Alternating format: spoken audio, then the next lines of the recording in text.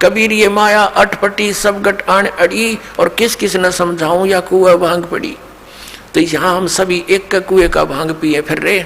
वो परमात्मा आता है, हम उसके भी जूते मारते हैं, उसको बुरा कहते हैं, इन नकलियों को स्वीकार करें बैठे हैं तो आसपास भी नहीं भगवान कहिए। अब कहने का दास का तात्पर्य है कि इस दास के स्थान पर ये सोच लो परमात्मा बैठे हैं, और फिर हम कैसे व्यवहार करेंगे उस भगवान से जिसके लिए हम तड़प रहे हैं। ऋषियों ने शरीर गाल दिए भगवान पाने के लिए, यदि वो मिल जाए तो हम उसका कैसे व्यवहार करेंगे। तो ये आपने रिहर्सल करनी पड़ेगी। इस दास को डला समझ लो, एक पत्थर समझ लो बोलता हुआ, लेकिन यहाँ नो सोच लो हम भगवान से मिलने जा रहे हैं। तो जैसा व्यवहार आप यहाँ करोगे ऐसा ही स्वप्न में आपका बनेगा। मृत्यु के बाद आपको ऐसा होगा जैसे स्वप्न, और वहाँ भगवान दास के रूप में पहले आपकी परीक्षा लेगा, बाद में ऊपर सेलेक्ट करेगा, ले जाएगा सतलोक। तो वहाँ जैसी भावना, जैसा अच्छा या बुरे विचार आपके इस दास के प्रति होंगे आपके मस्तिष्क पर लिखे आएंगे वहाँ पर, क्योंकि वहाँ कोई रोल ना चला है, यहाँ तो हम 100 बात छुपा ले। आपके मस्तिष्क पर लिखे आएंगे रिजेक्टेड और सिलेक्टेड, कहने की जरूरत को नहीं, बस वहाँ तो न्यू करना भगवान ने, फिर रह जाओगे वहीं से। फिर ठीक है, आपने जो भक्ति की है, पहले तो यदि गुरुजी के प्रति आपकी आस्था एज ए गॉड नहीं है तो भक्ति आपकी बनाए को नहीं, भक्ति चलेगी ही नहीं। आप सब साधना करते भी दिखोगे फिर नो कि हमें कोई लाभ नहीं हो रहा, तो आपके अंदर भक्ति अंकुर वो फूटा ही नहीं। तो पुण्यात्माओं कहने का भाव ये है कि जैसे आपको दास बताना चाहता है कि उपदेश लेने के बाद फिर आपने इस दास को परमात्मा के तुल्य समझना पड़ेगा। ये दास परमात्मा नहीं है, ये तो उसका कुत्ता है, आपको जगाने के लिए भेज रखा है। आप धनी हो भक्ति के, आप सोए पड़े हो, आपका जीवन नष्ट हो रहा है, चोरी हो रही है, धन लुट रहा है आपके श्वास रूपी पूंजी का, ये दास जगा रहा है डंडोरा पीट पीट के, आवाज लगा लगा कर। लेकिन आपके लिए परमात्मा का विधान है, गुरु गोविंद कर जानियो और रहियो शब्द समाए, मिले तो दंडवत बंदगी नहीं पल पल ध्यान लगावे। कि गुरु को भगवान मानकर चलना और रहियो शब्द समाए।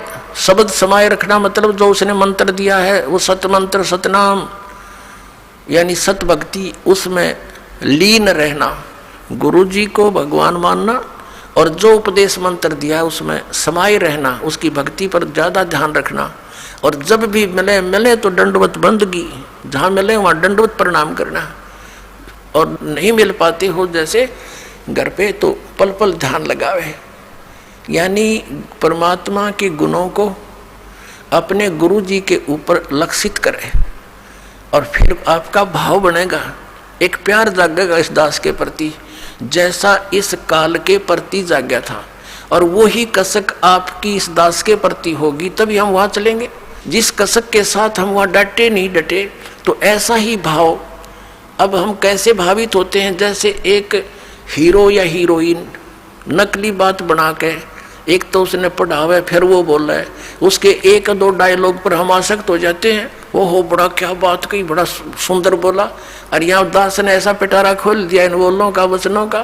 तो इस आधार से भी आपने प्रभावित होना चाहिए। जब आपकी आत्मा निर्मल हो जाएगी, कमाल कर दिया गुरु जी ने, तो ऐसे निर्णय करके ज्ञान दे दिया, तो हमने ऐसे प्रभावित होना है और आसक्त होना है उस परम पिता पर इस दास के माध्यम से। ये रिहर्सल आपकी फिर ऊपर जाके काम आवेगी जो आप यहाँ करोगे। अब हम उसी प्रसंग पर आते हैं कि वहाँ परमात्मा ने कहा कि आप जाइए, मैं इन बच्चों को, इन आत्माओं को तेरे पास भेज दूंगा, पर अपने सिस्टम से भेज दूंगा। अब उस परमेश्वर ने हम सभी को सूक्ष्म रूप बना दिया। और पुण्यात्माओं, ये पौराणिक कथा हम सुनते पढ़ते हैं, वो झूठ नहीं है, लेकिन वो कहाँ तक हैं, वो किस स्तर की हैं, वो अलग बात है। तो उसमें बताया था कि एक राजा की लड़की विवाह के योग्य होगी, वो ब्रह्मा के लोक में चला गया, ब्रह्मा जी से संयोग पूछण खातिर। वहाँ उसको कथा चल रही थी, वो सुनने लग गया। यहाँ कहते हैं तीसरा युग आ गया, द्वापर युग आ गया तीसरा। तो उसने पूछा, जी मैं तो लड़की का संयोग पूछने आया था, योग्य वर कहाँ मिलेगा, कोई विधि बताओ हमारे को। तब ब्रह्मा जी ने कहा कि जहाँ से तू आया वहाँ तो अब तीसरा युग आ चुका है। द्वापर आ गया है और सतयुग से आए हुए वो इतने लंबे लंबे थे, यानी 100 फुट ऊंची हाइट थी इन मनुष्यों की। सतयुग में 100 फुट थे भी ऊपर, 150 फुट हाइट के थे। द्वापर के प्रारंभ में ये 40 और 50 के आसपास, द्वापर के प्रारंभ में 40-50 के आसपास हाइट रह गई थी मनुष्य की। अब यही आपके गले उतरे नहीं, क्योंकि आपने देखे ही जितने, 5.5-6 फुट, मैक्सिमम 7 फुट। कोई बात नहीं, ये अध्यात्म मार्ग है पुण्यात्माओं, फिर से पनप रहा है, फिर से अंकुरित हो रहा है यथार्थ ज्ञान, यथार्थ मार्ग। तो धीरे धीरे ये घर भी करेगा, स्थान भी बनाएगा। तो वो नीचे भेजा तो उसको बताया कि अब तो ये आपका वर होगा। अब वह लड़की तो 60-70 फुट की और वो 40 फुट का, उसका वर दोनों छोटा दिखा। कहते हैं बलराम नाम था कृष्ण का भाई। तो उसने हड़ मारा उसके कंधे पे लड़की के, वह छोटी होगी, उसके 70 में आएगी, फिर उनका ब्याह हो गया। अब इसको हम गलत भी नहीं समझे, हमने सिर्फ अपने अध्यात्म मार्ग को समझना है कि ये तो एक जन साधारण छोटी सी भक्ति शक्ति युक्त व्यक्ति ऐसे ऐसे काम कर दे, सातों समुद्र पी जा। और वो परमात्मा जिसने सारे ब्रह्मांड रचे वो क्या नहीं कर सकता। दास का आपके इस हृदय में ये बात जमाने के लिए ये प्रमाण देने पड़ रहे हैं। तो उस परमेश्वर ने हमें सूक्ष्म रूप बनाया, और जिस आत्मा ने सबसे पहले स्वीकृति दी थी इस काल के साथ आने की, उसकी लड़की बनाया, लेकिन उसको प्रजनन इंद्रिय नहीं लगाई थी। उस लड़की के अंदर परमात्मा ने हम सभी आत्माएं जो 21 ब्रह्मांड के अंदर, या चींटी से लेकर हाथी मनुष्य जो भी बने हुए हैं, इन सभी को उसके अंदर फीड कर दिया बीज रूप में।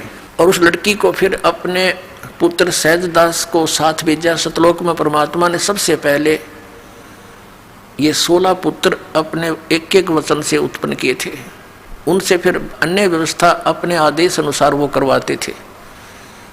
तो सहजदास को भेजा उस लड़की के साथ और कहा, बेटा जा उस ज्योत निरंजन सरपुरुष से कह देना कि जिन आत्मा ने तेरे साथ आने की स्वीकृति दी थी, इस लड़की के शरीर में फीड कर दिया है। पुण्यात्माओं, आज से 20-30-50-100 वर्ष पहले शायद हम नहीं मानते कि ऐसा हो सकता है। अब विज्ञान ने हमारा ये मार्ग बहुत आसान कर दिया है। जैसे ये देखते हैं, कोई टेस्ट कराता है कि आपके 1 ग्राम खून में इतने करोड़ जीवाणु होने चाहिए, इतने लाख, और वो इतने कम है, इतने होने चाहिए। यानी 1 ग्राम ब्लड में और लाखों की संख्या में जीवाणु होते हैं। और कितना ब्लड आपके अंदर, हमारे शरीर में कितने जीवाणु हैं, वो सभी आत्माएं हैं। तो ऐसे वो फीड कर दिया इस लड़की के शरीर में। और ये कन्या थी, परमात्मा ने कहा जा निरंजन के पास छोड़ के आ सहजदास। सहजदास ने आकर के लड़की को ज्योत निरंजन के हवाले कर दिया और उसको बता दिया कि इसके बॉडी के अंदर परमात्मा ने वो सभी आत्माएं फीड कर दी है। और परमात्मा ने कहा, बेटी तू जितने जीव कहेगी उत्पन्न करना चाहेगी कर सकती है, जितना वो कहे उतने जीव उत्पन्न कर देना, वो नर आकार में या जैसे भी पशु पक्षी तू जैसे भी चाहेगी वो एक बार कल्पना करना, वैसे ही रूप धारण कर तेरे शरीर से बाहर आते ही वो ऐसा रूप धारण कर लेंगे। अब यहाँ भी बात बहुत समस्या आ जाएगी आपको कि ऐसे कैसे हो गया। हम छोटे से जादूगर को देखा करते थे, बालक थे तब।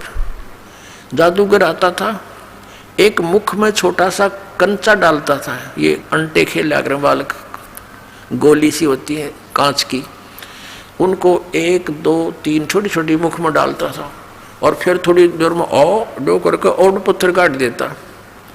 बता, वो तो एक जादूगर है, एक सिंपल। ये जादू जितने भी ये आध्यात्मिक यहाँ की जो ओटपटांग सी क्रियाएं हैं, ये सारी गॉड पावर से होती हैं।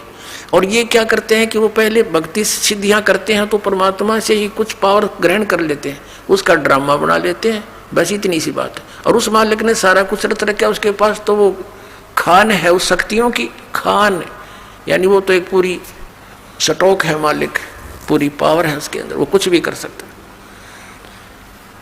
और कहा कि बेटी तू जितने भी जीव वो कहे तो उत्पन्न कर देना। और ऐसा ही कहकर ज्योत निरंजन काल को समझाकर सहजदास लड़की को वहां उसके ब्रह्मांडों में छोड़कर वापस आ गया। अब युवा होने के कारण लड़की का रंग रूप निखरा हुआ था परमात्मा ने यह परीक्षा लेनी चाहिए थी कि ये यहाँ रहने योग्य भी है कि नहीं। ये ज्योति निरंजन इसने यहाँ पहले तो ये फंड किया, एक पैर पे खड़ा होकर बकवाद शुरू की, या रहा नहीं गया इसके ऊपर, क्योंकि ये तीन जने, एक अचिंत, एक ये अक्षर पुरुष और ये सर पुरुष, ये तीनों अचिंत के लोक में परमात्मा ने रहने को कह दिया था। इस द्वीप में रहो तुम एक गर्भ में, और बाकी सभी हम आत्माएं उत्पन्न कर दी थी, सबको अलग अलग व्यवस्था कर दी थी। तो इसके अंदर ये खुरापात उत्पन्न हुआ कि हम तीन जने तो एक स्थान पे, बाकी सब अलग अलग, मैं भी अलग से राज्य प्राप्त करूं। तो इसने तपस्या करके ये स्थान प्राप्त किए 21 ब्रह्मांड।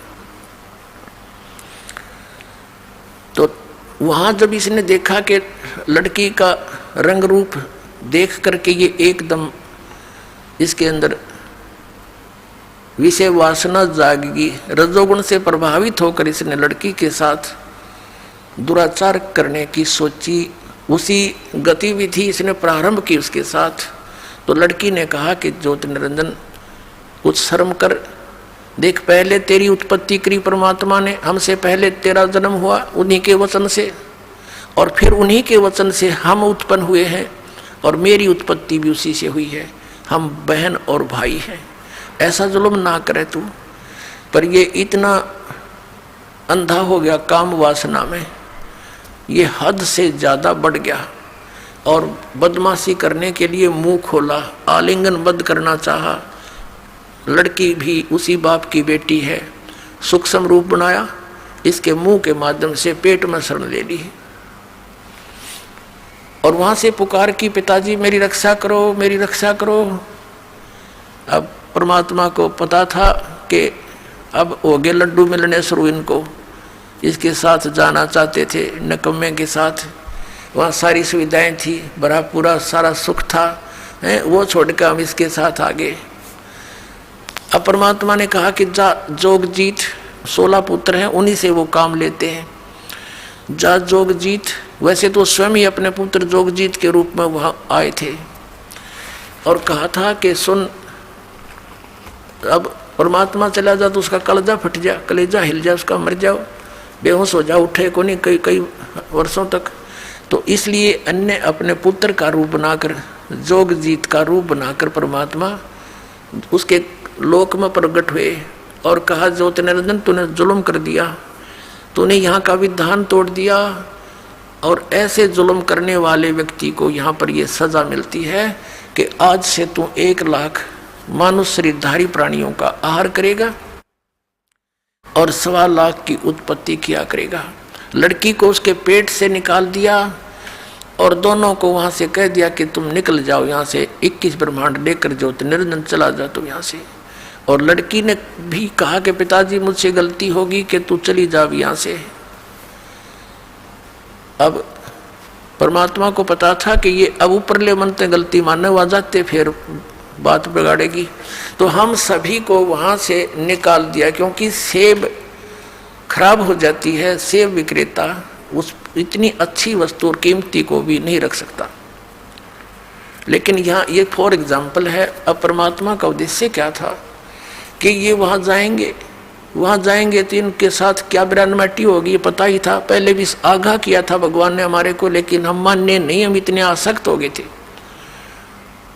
तो 21 ब्रह्मांड वहाँ से चल पड़े, जैसे विमान चलता है 16 शंख कोश की दूरी पर सतलोक से आकर ये यहाँ पर चक्कर काटने लगे परमात्मा के आदेश अनुसार। पुण्यात्माओं, दास एक जूनियर इंजीनियर सिविल की सर्विस किया करता था, और वहाँ एक सरकारी कार्य चल रहा था कंस्ट्रक्शन का। वहाँ एक बहन भी मजदूरी करने आई हुई थी, और उसके 2 बच्चे थे। एक तो वृक्ष के कपड़े में बांध कर लटका रखा था, वो जैसे झूला सा बना देते हैं, एक नीचे वो खेल रहा था, और वो रो रही थी। हमने पूछा बहन क्यों रो रही है तू, क्या बात है? तो बहुत बुरी तरह सबक रही थी। तो उनके गांव से एक और था, उसने बताया जी ये ऐसे ऐसे। फिर वो हिचकी सी रुकी उसकी, फिर उसने बताई जी मैं बताऊंगी सारी कहानी कि मैं बहुत अच्छे धनी घर की लड़की थी और जिसके साथ मैं अपनी मर्जी से लव मैरिज करके आ गई, ये मजदूर था हमारे। और मेरे पिताजी को जब इस बात का पता चला तो उसने कहा, बेटी ठीक है, हमने तो विवाह करना ही है तेरा, लेकिन जहाँ तू संयोग जोड़ना चाहती है यहाँ वहाँ दुखी बहुत हो जाएगी। लेकिन मेरे पिताजी की बातों का मेरा असर कतई नहीं हुआ, क्योंकि मैं तो अंधी हो चुकी थी। पिताजी के न चाहते हुए मैं इसके साथ आ गई। और अब ये क्या करता मेरे साथ, मैं मजदूरी करती हूँ और वो शराब पीता है, सारा दिन घर पे रहता है, दोनों बच्चों को साथ लाती हूँ और मजदूरी करती हूँ। इसलिए रो रही हूँ कि मैंने अपने पैर पे आपको आड़ा मार लिया। तो पुण्यात्माओं, परमात्मा हमें यही बता रहे हैं कि तुमने अपने पैर पे आपको आड़ा मार रखे हो। उस भरे पूरे परिवार को छोड़कर, वहाँ सर्व सुख संपन्न सतलोक को छोड़कर हम यहाँ आगे इसके साथ टिंडे लेने के लिए हम मजदूरी करते हैं, ये खाता है। अब इसने स्वर्ग क्या बना रखा है, एक रेस्टोरेंट है, ये वहाँ का मैनेजर है, ये इंद्र आदि वहाँ के मैनेजमेंट करने वाले नौकर छोड़ रखे। आप यहाँ भगवान की जो सच्ची भक्ति करोगे तो आपकी कुछ पूंजी जुड़ेगी। शास्त्र अनुकूल साधना करोगे तो, शास्त्र अनुकूल साधना नहीं करते उनका कुछ नहीं मिलता, वो सीधे नरक में डाल दिए जाते हैं। छोटा मोटा पुण्य करते हो उसके आधार से स्वर्ग में कुछ समय प्राप्त हो जाता है। अब जैसे वेदों अनुसार साधना क्या है, ओम नाम के जाप से प्रारंभ होती है। और बाकी जो हमारे शरीर के अंदर कमल बने हुए हैं नीचे बैकबोन में, इन कमलों के अंदर इन श्री ब्रह्मा, श्री विष्णु, श्री शिव जी और दुर्गा जी और गणेश जी के ये है, तो ऊपर स्थान उनका प्रतिबिंब हमारे अंदर दिखाई देता है। तो इनके भी साधना के मंत्र हैं। पुण्यात्माओं, एक साधना होती है, वो तो मजदूरी जानो, एक पूजा होती है। वो पूज्य जो है वो हमारा उद्देश्य होता है, इष्ट होता है, जिसको हमने पाना है। उसके लिए जो हम साधना करते हैं वो उसकी पूजा नहीं है। अब जैसे हमने पता है कि पृथ्वी में जल है और जल हमारा इष्ट है, उसको प्राप्ति के लिए हम हैंडपंप लगाते हैं, वो मजदूरी है, वो प्रोसेस है, वो साधना है और प्राप्य हमारा जल है।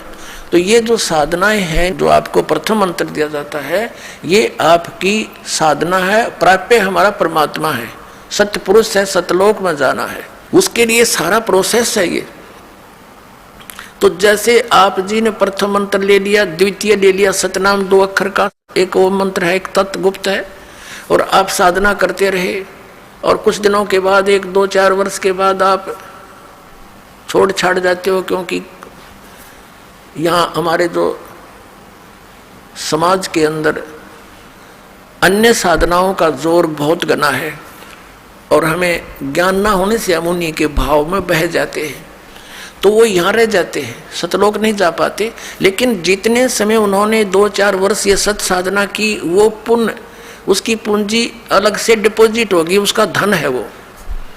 और ऐसे धनी को फिर स्वर्ग जाना ही जाना है यहाँ से मृत्यु के बाद। इसका बाई फोर्स काम है, सारा सुनियोजित है। जैसे पहले आप गणेश जी के लोक में गए तो वहाँ भी होटल है और उस होटल का जो चार्ज है वो आपसे लिया जाएगा, और जहाँ वो मैनेजमेंट वहाँ का है, मैनेजमेंट करने वाला वहाँ का प्रधान है, गणेश है, उससे भी उसका कुछ अंश ऊपर उस काल के पास जाता है। ऐसे ही जैसे आप दूसरा मंत्र आपके पास श्री ब्रह्मा और सावित्री का, यानी ये साधना करते हो, इसकी कमाई से आप उस ब्रह्मा के लोक में जाओगे। वहाँ भी एक रेस्टोरेंट है जिसको स्वर्ग बोलते हैं, ये वो रेस्टोरेंट है। वहाँ पर केवल धनी व्यक्ति ही जा सकते हैं और आपकी पूंजी वहाँ डिपॉजिट हो जाती है, और जिस समय आपका वो धन समाप्त हो जाएगा आपको बाई फोर्स वहाँ से निकाल दिया जाएगा। फिर आप जाओगे विष्णु जी की मंत्र की जो आपकी भक्ति धन है, वो विष्णु लोक में जाकर उसके रेस्टोरेंट में खाओगे, खराब करोगे, और उनका चार्ज उसका जो है वो अलग से है। फिर आप जाओगे जैसे शिव जी के लोक में, वहाँ फिर अपनी कमाई बर्बाद करके उसके होटल में, वहाँ से फिर चलोगे कहाँ, दुर्गा के लोक में, वहाँ से फिर अपनी कमाई बर्बाद करके समाप्त करके फिर जाओगे ब्रह्मलोक में, क्योंकि ये 2 अक्षर के नाम में इसकी जो वे ऑफ वर्शिप है, इस साधना, इस भक्ति की इस तरह क्रिया करने से इसकी जो भक्ति धन है ये ब्रह्मलोक में प्राप्त होता है, इस सतनाम के प्रथम अक्षर का, ओम का। तो ब्रह्मलोक के अंदर आपके इस ओम नाम के जाप के धन कमाई को, वहाँ महास्वर्ग बोलते हैं उसको, वहाँ और ज़्यादा बकवाद है, नीचे वालों से ज़्यादा सुविधाएं हैं और लेकिन चार्ज भी घने हैं वहाँ के। तो वहाँ आपका वो धन नष्ट हो जाएगा। फिर आपके पास बचेगा वो तत्व मंत्र का कुछ जाप। उसका क्या कर रखा है इसने, इसी ऊपर एक स्थान बना रखा है ब्रह्मलोक। ब्रह्मलोक के अंदर इसने आगे उसको डिवीजन बना रखी है, सतलोक की और अलखलोक की, अगमलोक की और अकैलोक की। उसने नकल बनवा रखी है, डुप्लीकेट।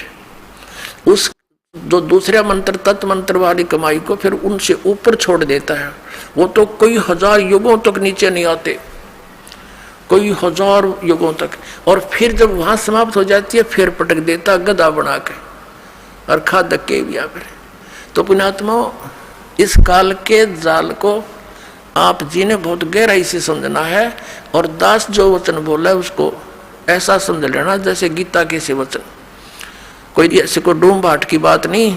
ये परमात्मा गॉड गिवन ज्ञान है जो दास आपको बता रहा है।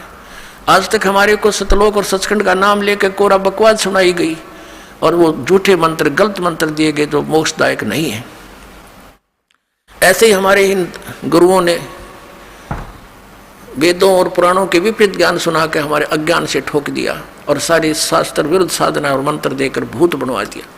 अब दास उसी प्रसंग पर आता है। अब इस काल को और दुर्गा को 21 ब्रह्मांड समेत यहाँ भेज दिया। अब इस काल ने सोचा कि भी मेरे साथ तो जो होना था हो लिया, अब यहाँ मेरा कौन के बिगाड़ेगा, मैं ओली सोली हो गया। लेकिन परमात्मा ने इसको कह दिया था, इसका विधान बना दिया था और पहले ये वचन ले लिया था कि तू इन आत्माओं को दुखी ना करना। तो उसने कहा था कि नहीं भगवान, मैं तंग नहीं करूँगा आपके बच्चों को। परमात्मा ने विधान बनाकर दे दिया कि ये संविधान है तेरा।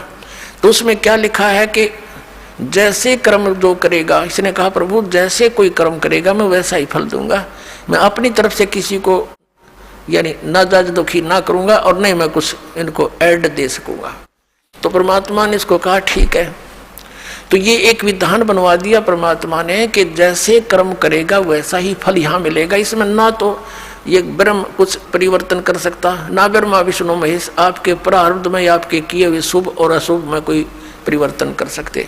केवल परम अक्षर ब्रह्म ही सतपुरुष आकर के आपके इन प्रारब्ध के कर्मों को भी नाश कर सकता है, आपके जीवन में आने वाली आपदाओं को भी वो समाप्त कर सकता है। वो मंत्र विधि बताता है। वो कैसे आता है उसके ऊपर ही आज का सत्संग है। अपने आत्माओं, इसने फिर क्या किया,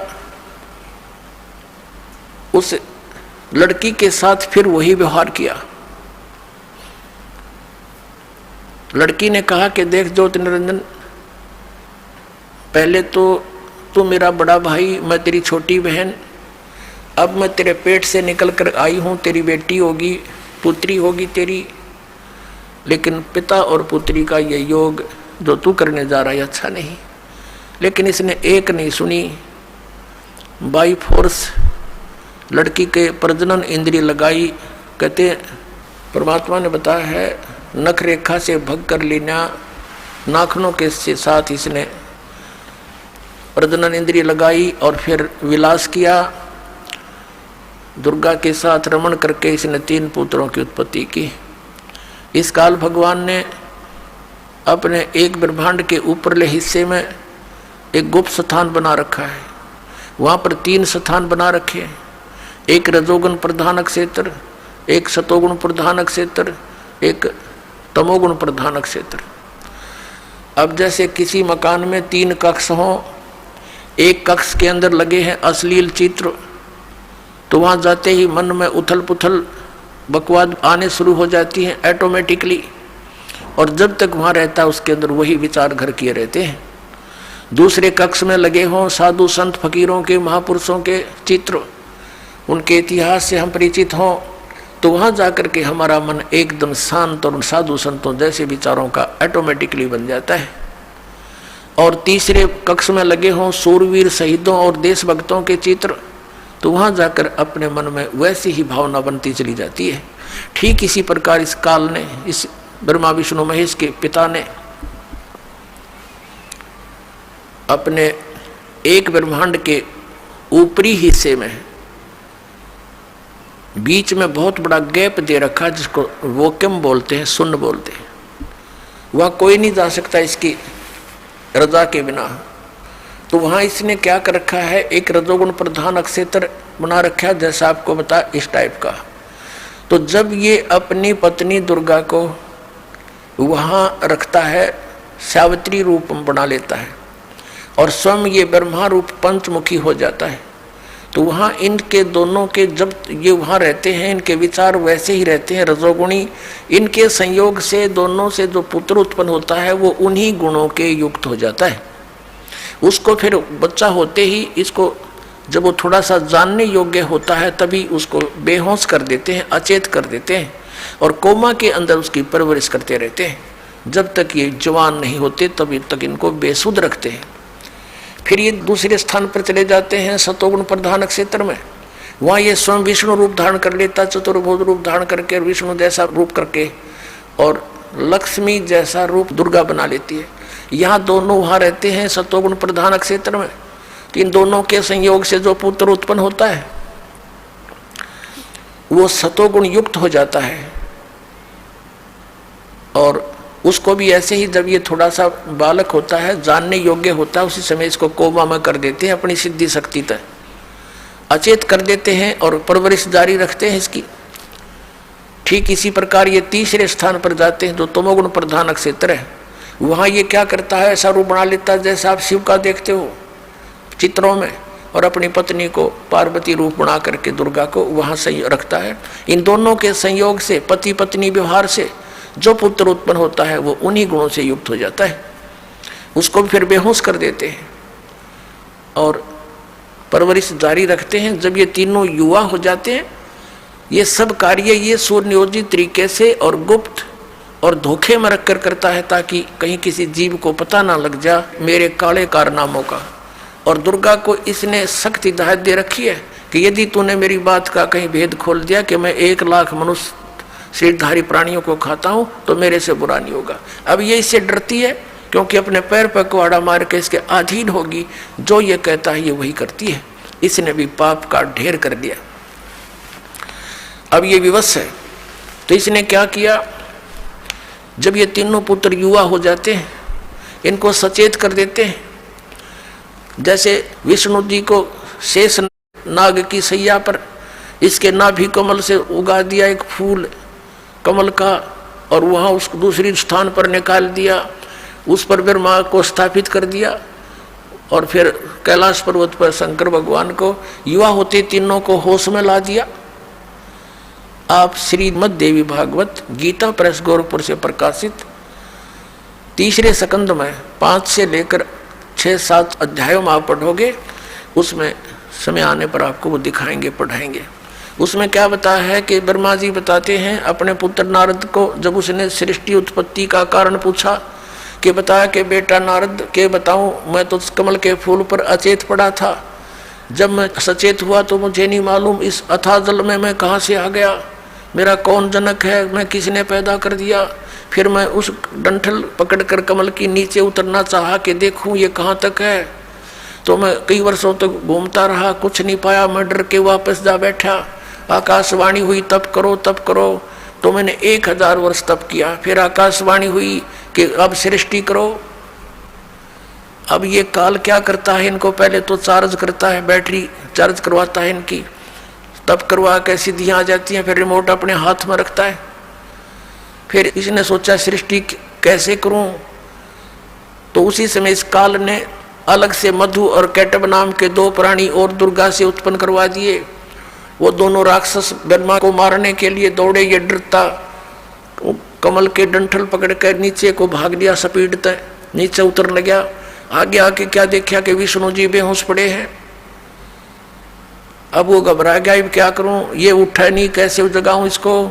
तो उसके अंदर से कहते हैं एक देवी निकली, वह भूतनी की तरह बेहोश कर रही थी दुर्गा, आकाश में दिखाई दी। और उसके बाहर निकलते ही, शरीर से बाहर निकलते ही विष्णु जी होश में आ गए। फिर उसने मधुकैटभ को मारा। कुछ देर के बाद शिव भी वहीं आ गया। इवन करने थे इकट्ठे, वो कर दिए। और फिर उनको विमान में बैठाकर ऊपर घुमाया फिराया। ऊपर क्या देखा कि एक ब्रह्मा और देखा। विमान में बैठे हुए विष्णु और शंकर ने, ब्रह्मा जी कहते हैं, मुझसे पूछा कि चतुरानंद ये दूसरा ब्रह्मा कौन है? मुझे तो पता नहीं ये कौन है। इतने में हमारा विमान दूसरे स्थान पर चला गया।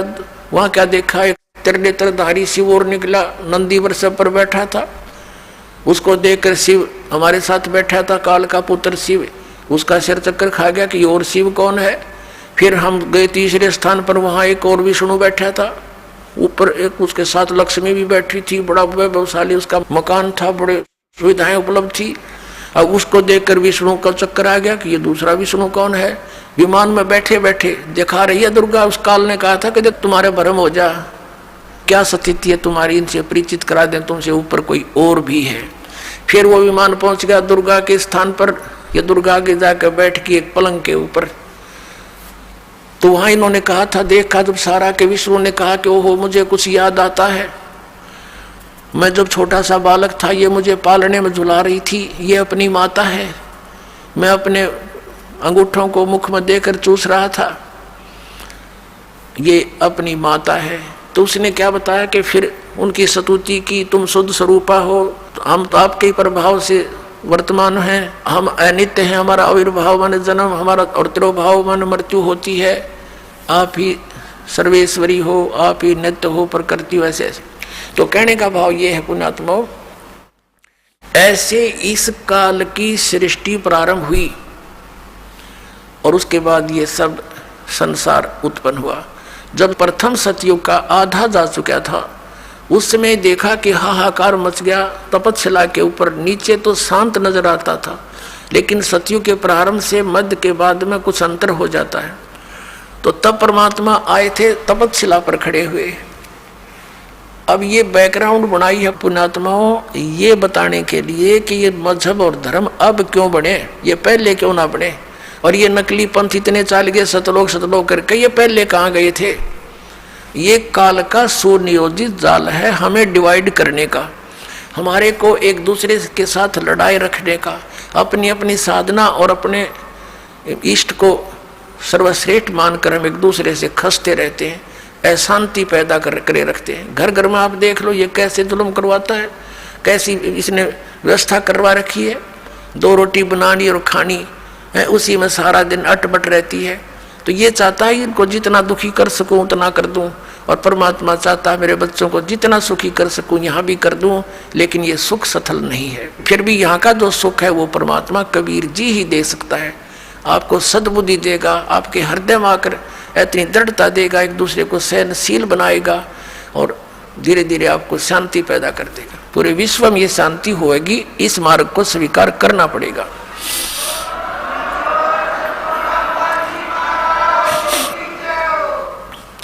जब तपस्या पर ये परमात्मा खड़े थे, जीवों को बताया कि बच्चों तुमने ये जो तपस्या पर भूने जा रहे हो ये पाप वहां किया था।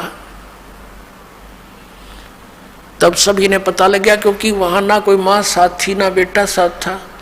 यदि कोई साथ था तो वहीं दुख पा रहा था। तो सबकी आंखें वहां खुल जाती हैं, सारी बात सच्ची नजर आती है। या तो हम झूठे सुख की भांग पिए पड़े हैं, या तो अटपट हम कर लेते हैं, लेकिन जब आपदा जरा से भी आ जाएगी ना फिर हम सब मान लेते हैं। तो मालिक ने वो वहाँ उचित स्थान समझा उनको ज्ञान सुनाने का।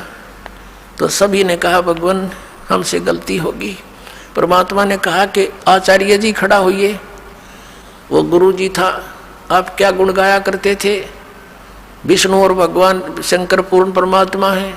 तुम कहते थे भगवान निराकार है, वो परम ब्रह्म निराकार है। तुम परम ब्रह्म से परिचित नहीं, तुम काल को परम ब्रह्म मान रहे हो। ये सरपुरुष को, ये तुम्हारा शत्रु है, तुम्हें खा रहा है। ये निराकार नहीं है, ये अव्यक्त है। अव्यक्त माने प्रोक्ष है, गुप्त है। ये खुद कहता साथ में जाए के गीता जी में 24 और 25 श्लोक में कि मैं अपनी योग माया से छुपा रहता हूँ, मैं किसी के समक्ष नहीं आता। ये मेरा अव्यम अनुतम विधान है, अटल घटिया विधान है कि मैं कभी किसी के समक्ष नहीं आता। जैसे सूर्य के बीच में बादल आ जाते हैं, लेकिन सूर्य अव्यक्त हो गया, निराकार नहीं है, ऐसा समझो। तो परमात्मा ने कहा कि अभी दिखाता हूं तुम्हारा वो अव्यक्त। ये सब खेल परमात्मा कर रहे थे। अब उस ज्योति निरंजन ने सोचा अपने टाइम अनुसार के वो जीव जा चुके होंगे, इतने समय में उनकी पूरी वह सब्जी सी पक लेती है। और वो आकर क्या देखा, काल ने क्या देखा कि ये और कौन आ खड़ा हुआ यहाँ पर।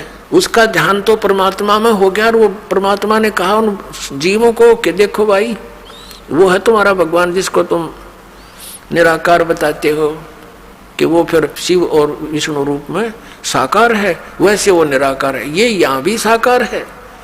ये देखो उसकी शकल, ओछा माथा, लंबे दांत, और ये विराट रूप बना सकता है क्योंकि ये 1000 कला का भगवान है। और जिनको तुम परमात्मा मानते हो विष्णु और शंकर को, वो 16 कला के भगवान है।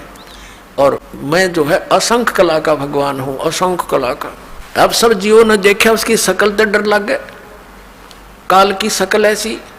तो उन्होंने कहा भगवान हमसे भूल होगी, हमको माफ कर दो दाता, हमें ले चलो वापस, हम फिर गलती नहीं करेंगे। परमात्मा कहते हैं थोड़ा सा सुख होते तुम भूल जाते हो, अब आपत्ति में मुझे याद कर रहे हो, जरा सा सुख होते तुम फिर कभी याद नहीं करते।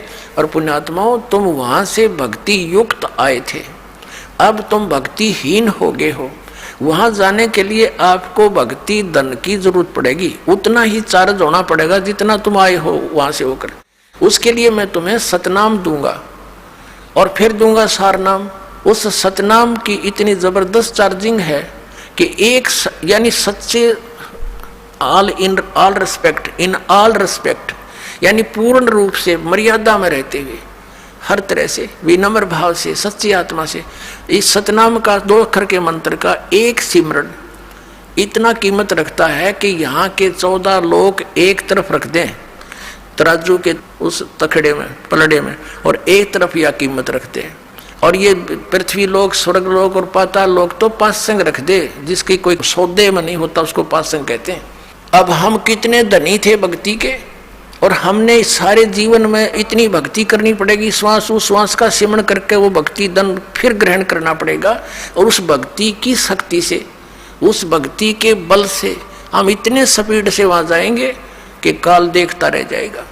तो वो भक्ति कहता मैं दूंगा तुम्हें वहां जा करके, और मेरा जो सतनाम 2 अक्षर का होगा उसका जाप करना, पूरी विश्वास के साथ लगे रहना। जब तुम जाए धरो जग देहा, तब तुम करना मम सत शब्द स्नेहा। परमात्मा ने कहा था जब तुम मानुष शरीर मिले जो संसार में, तब मेरा कोई संत इस सतनाम का सच्चा ज्ञान देता हुआ मिल जाए तो वो ग्रहण कर लेना, उसकी भक्ति करना बेटा, फिर तुम्हें ला सकता हूँ। मेरा इसका वचन हुआ था, तुम सब इच्छा से आए हो और सब इच्छा से ही वापस जा पाओगे। तो पुण्यात्माओं, ये सारे ज्ञान देने का, ये सारा आत्म ज्ञान सुनाने का तात्पर्य ये है कि आपकी यहाँ से आत्मा आस्था हटे, और यह हटेगी क्योंकि ये ज्ञान इतना सत्य है। आप यहाँ रहते हुए भी आपकी आत्मा यहाँ नहीं रहेगी, एक दिन ऐसी स्थिति आ जाएगी जब तक आप मोक्ष के लायक नहीं होंगे। फिर क्या होगा?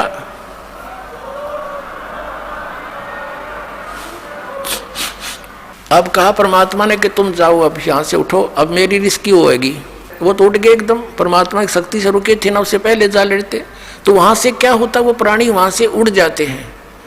उस आध्यात्मिक उसने जो शक्ति वहां छोड़ रखी है उसके आधार से, तो वो फिर कहाँ आते हैं? रास्ते में आते आते वो ठंडे हो जाते हैं, शांत हो जाते हैं, कुछ अचेत होते हैं, फिर वो सचेत हो जाते हैं। फिर क्या देखते हैं अपने को, कहाँ पाते हैं? धर्मराज के दरबार में उनकी लाइन लगी होती है, कर्म अनुसार उनके लेखे जोखे होते हैं, और फिर जाओ नरक स्वर्ग जहां जिस योनि में जाना उनको भेज दिया जाता है। और वो तपस्या पर दुख न्यारा पाया, वो रुंगे में है।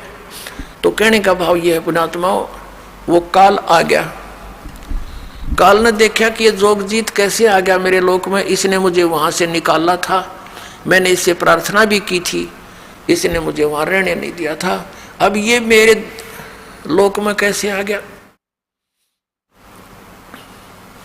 अब उसने सोचा ला पहले इसकी देही तोड़ दूं, काल ने सोचा जोगजीत ने कुट्टू पहले मुझे बाहर निकाल दिया, अपनी गलती ना देखता, उसने क्या जुल्म किया। यहाँ ऐसी व्यवस्था है, इंसान दूसरे का दोष देखता, अपने को तो नहीं झांकता, ऐसा स्वभाव हमारा। फिर इसने सोचा कि कहीं कोई पिताजी का आदेश लेकर ना आया हो तेरे ऊपर और आपत्ति आ जा। तो इसने पहले कहा कि जोगजीत पहले तो ये बता, कोई पिताजी का आदेश हो मुझे सुना, और फिर तेरे को आज गढ़ूंगा मैं अपना प्रतिशोध लूंगा, तेने मेरे साथ जो जुल्म किया वहां से निकाल दिया। तो इसने क्या किया, परमात्मा यानी जोगजीत रूप में प्रभु खड़े थे, उन्हें कहा कि सुन ले ज्योति निरंजन, आदेश परमपिता का, उस परमात्मा की आज्ञा लेकर मैं आया हूँ, उसकी आज्ञा से आया हूँ कि तूने इन जीवात्माओं को कितना दुखी कर दिया। तेरे साथ आए जब इनका क्या स्वरूप था, आज किसी को गधा बना दिया, किसी को कुछ बना दिया, तूने जुल्म कर दिया और भगवान का नामो निशान मिटा दिया। तू ये अटपट साधनाओं पर लगा दिया सबको, तू खुद भगवान बन बैठा है यहाँ पर। तेरी पोल खोलूंगा, नीचे जाऊंगा, सब जीवों को बताऊंगा कि तुम कहाँ थे, तुम कैसे यहाँ रह रहे हो, कैसे जाल में फंस गए हो, क्यों जन्मते और मरते हो, तुम्हारी क्या दुर्गति हो रही है, तुम कैसे रह रहे हो, तुम सतलोक के वासी हो। उनको एक गुप्त मंत्र दूंगा जो भगवान ने दे रखा है, और उसकी मंत्र की कमाई का आगे तेरी पार ना बसाओ। जिसके पास वो मंत्र होगा तो उसके निकट नहीं जा सकता ज्योति निरंजन। तो उसने सोचा वह बड़ी बात बिगड़ी है, तो मेरा सारा काम बिगाड़ेगा। तो कहते हैं एकदम कहा कि जोगजीत तू जाके देखा नीचे, तन बनाऊं ठीक, उसके ऊपर टूट के पड़ा। अपने आत्माओं वेद बताते हैं कि वो परमात्मा सतलोक से चलकर आता है और नीचे अपनी अच्छी आत्माओं को मिलता है, उनको ज्ञान सुनाता है। उन पुण्यात्माओं में से कौन कौन थे जिनको भगवान मिला, और जिन्होंने साधनाएं करके अपने गोड्डे रगड़ दिए उनको नहीं मिला, वो कितनी पुण्यात्मा होंगी। कौन कौन थे इस कलयुग में दास जिनसे परिचित है, आदरणीय धर्मदास साहिब जी, आदरणीय मलुकदास साहिब जी, आदरणीय नानक साहिब जी, आदरणीय दादू साहिब जी, आदरणीय गरीबदास साहिब जी, गांव छुड़ानी जिला जज्जर हरियाणा वाले, आदरणीय घीसा दास साहिब जी, गांव खेखड़ा जिला मेरठ उत्तर प्रदेश वाले। उनमें से आदरणीय धर्मदास साहिब जी को परमात्मा इस कलयुग में मिले थे। तो उनको बता रहे हैं कि धर्मदास जी ने पूछा था, भगवान हम इतने निकम्मे, हमने ऐसा जुल्म किया, हम अपने पति भर्ता पद से गिर गए, आपने फिर भी स्वीकार कैसे कर लिए दाता, आप कैसे आगमन हुआ हमारे यहाँ। तो परमात्मा ने बताया भाई ऐसे ऐसे तुम्हारा दुख देखा जब मैंने, तब यहाँ आया। तो सारी कहानी धर्मदास जी को बता रहे हैं कि धर्मदास जब वो मेरे ऊपर ऐसे मुझे मारने को झपटा तो मैंने सतनाम का सुमन शुरू कर दिया। अपने आत्मा परमात्मा हमें सतर्क करते हैं कि तुम्हारे ऊपर कोई भी ऐसी आपत्ति आवे तो सतनाम का जाप शुरू कर दियो। अब उस समय ये रिहर्सल होगी आपकी कि कहीं कोई आपत्ति आवे जात में क्या वैसी, तो आप यदि नो याद करोगे हाय माँ मर गया तो भगवान नहीं सुनेगा, फिर आपका अभ्यास कच्चा है। तो उस समय आपने सतनाम के सिमरण करना है, तो 2 अक्षर का। ये एक हिंट भी दे रहे हैं, बाकी वैसे तो उसकी क्या हिम्मत थी भगवान के निकट आ जा, पर हमें ये मंत्र का सहारा रहेगा, इसलिए वो उदाहरण दिया। कहा कि परमात्मा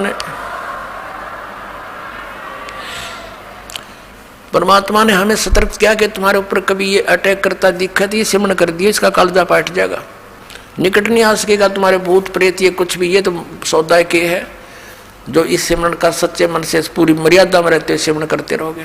तो कहता परमात्मा ने कहा कि मैंने सतनाम का सुमरण कर दिया धर्मदास, ये ऐसे गिर गया, नीचे गया पाताल के नीचे, पाताल में पहुंच गया, इतना भयभीत हो गया।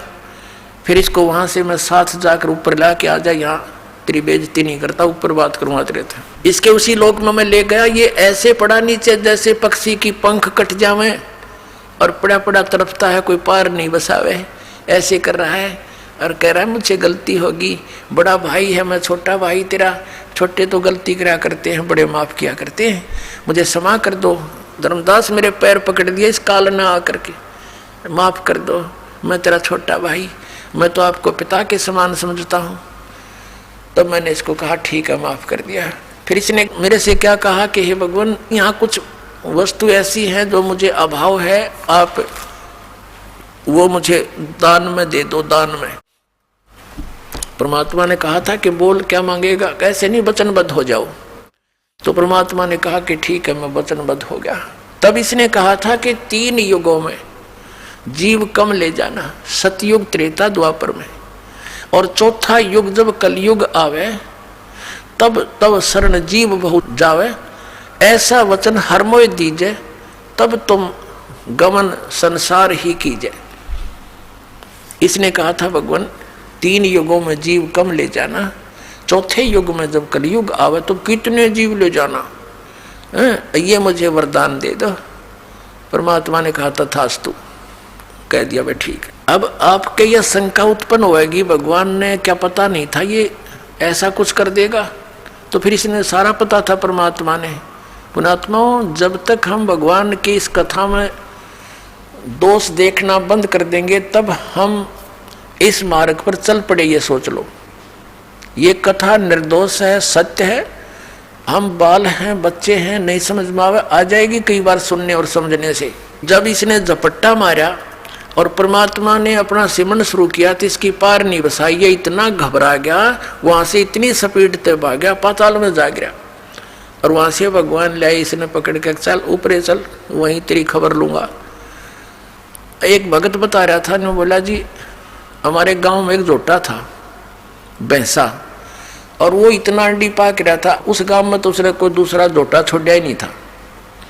और आसपास के गांव में भी कोई उसने इधर आ जाता खेतों में तो उसकी इतनी दूर तक उसको मारने के लिए दौड़ता था।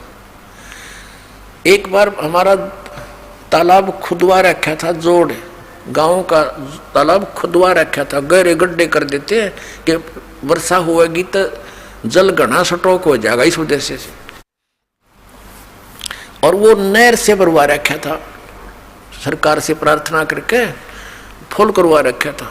तो उसमें क्या हुआ कि ये हाथी वाले आते हैं गांव में, दाने कुछ मांगन मुंगन आते हैं, हाथी वाले आ रहे थे। उनने हाथी, दोपहर का समय था, हाथी छोड़ दिया जल में कि ये मस्ती मार लेगा थोड़ी देर। वो हाथी उन तालाब के अंदर गहरे गहरे गड्ढे बनवा रखे थे, खोद रखा था, उनमें सारा डूब गया। थोड़ा सा शर दिखे और एक थोड़ी सी दूरी पर सूंड ऊपर कर इतना दिखे। वो जोटा आ गया, वो भैंसा स्नान करने के लिए, पानी पीने के लिए। अब उसने देखा कि दूसरा भैंसा कैसे आ गया मेरी जुरिडिक्शन में, इसकी हिम्मत कैसे पड़ गई। उसने हाथी का सिर दिखा था, उसने सोचा यो भी कोई जोटा है, भैंसा है, तो उसकी तरफ तलैनो खा के पानी में, जल में, अगदो से भी इसको मार डालूंगा। अब हाथी ने देखा कि इसने आ लड़ दे निकट सी, वो हाथी खड़ा हो गया, वो सारा बाहर निकला। वो जोटे ने देखा, उसका कलजा पाट गया, इतना स्पीड तो भाग गया। नो क्या था, नो मुंह बाल लिया और हमारी 3 किलोमीटर सीमा है गांव की, उससे पार जाकर उसने पीछे मुड़ कर देखा।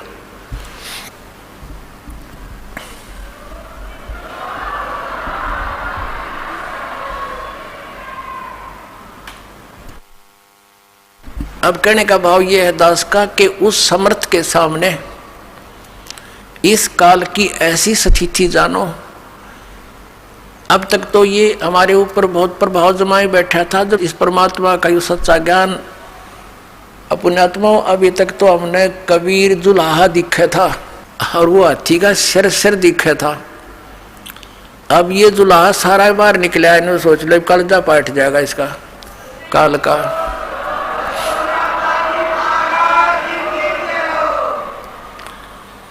अब ये परमात्मा कति प्रत्यक्ष हो गया आपके सामने, ये अज्ञान रूपी जोटा ही भाग जाएगा यहाँ से।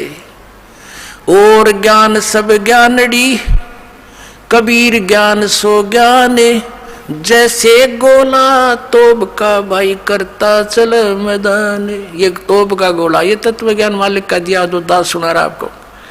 अब जो आज का सत्संग जहाँ से प्रारंभ हुआ था, अभी तक तो वो जो दास कंसेप्ट क्लियर करना चाहता था, अब स्टार्ट होगा। अब जब इसने देख लिया कि वचनबद्ध हो गया, तब इसने कहा था कि जोगजीत, जब तुम कलयुग में आओगे, तुम्हारे आने से पहले अपने दूतों को भेजूंगा, 12 पंथ करूं मैं साझा, तुम्हारा नाम ले करूं आवाजा। 12 पंथ नाम जो ले ही हमरे मुख में आन समोई, और अनेक पंथ चलाऊं। ये 12 पंथ तो कबीर नाम से चलाए गए हैं इन कालों के दूतों द्वारा। और अनेक पंथ चलाऊं, या विद जीवों को भरमाऊं। वो अनेक पंथों में आते हैं, ये निरंकारी पंथ, ये सतपाल वाला पंथ, देश वालों का पंथ, निरंकारी पंथ, ये सच्चा सौदा सिरसा जगमाल वाले, ये गंगवा पंगवा सारे, और ये दनोद वाले और जय गुरुदेव वाले, ये सारे काल के पंथ हैं। वहां तक कोई शरण पैर, और इतने बुद्धिमान व्यक्ति एजुकेटेड, बड़े बड़े IAS IPS और वहां बैठे गुग्गू बने, उनके पास कक्का पता नहीं इनके गुरुओं ने। ये ब्लाइंड फेथ का नाजायज फायदा उठाया इन्होंने, भोली आत्माओं के श्रद्धालुओं की श्रद्धा को बेचा और उसकी सस्ती महिमा बटोर ली इन्होंने, और संत बन गए, खक भी नहीं इनके पास। तो इसने कहा था कि जब तुम्हारा कोई जाएगा ना, और अनेक देवी मंदिर तीर्थ ये पूजन पर ला दूंगा, ये शंकराचार्य भेज दिया इस काल ने, ये सारी उल्टी कथा पढ़ाया गया, जीव ही भगवान है। बता, कोई विधान है इसका? फिर भक्ति किस लिए करे, फिर तो कुत्ता भी भगवान है। और फिर क्या कहते हैं, तीर्थ बनवा दिए।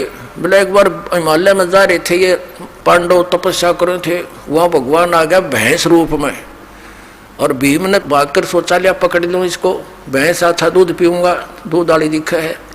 तो कहते भगवान समान लाग गया धरती में, और पिछला हिस्सा भीम ने पकड़ लिया, ताकतवर था वहीं रोक लिया भगवान। बताओ किसा भगवान था जो भीम तो रोक गया। और फिर कहते हो पिछला हिस्सा जो है ना, बैक पृष्ठ भाग तो वहीं पत्थर का बन गया, बाकी निकल गया, प्रवेश कर गया। अगर भाग नेपाल में जाने के लिए वहां पर पशुपति का मंदिर बना दिया, और वहां पर वो केदारनाथ बना दिए। अरे भले आदमियों, कहते फिर वो पिछला हिस्सा पत्थर बन गया ना भैंस का, वो पांडवा ने पूजा, फिर वो टट्टी पेशाब का पोर्शन पांडु पूजन ला दिए। तेरा के भैया,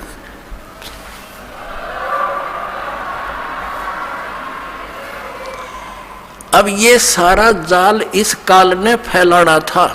तब इसने कहा था कि इतने मजहब बना दूंगा, आपस में लड़े कटेंगे, ज्ञान किसी को होगा नहीं, ऐसे संत भेज दूंगा जो भ्रमित करके आवेंगे। तब परमात्मा ने कहा था कि तू अपना काम करी और मैं अपना करूंगा। मालिक को पता था कि अपने दास को उसमें भेजूंगा जब ये सब धर्म और पंथ और मजहब कति मैच्योर हो चुके होंगे, इन्होंने जो ज्ञान कहना सुनना है कह चुके होंगे, इनकी किताबें बन चुकी होगी। फिर मेरा दास जाएगा और उनको सबको तत्व ज्ञान के तोल कर रख देगा, सत्य और असत का निर्णय करके सब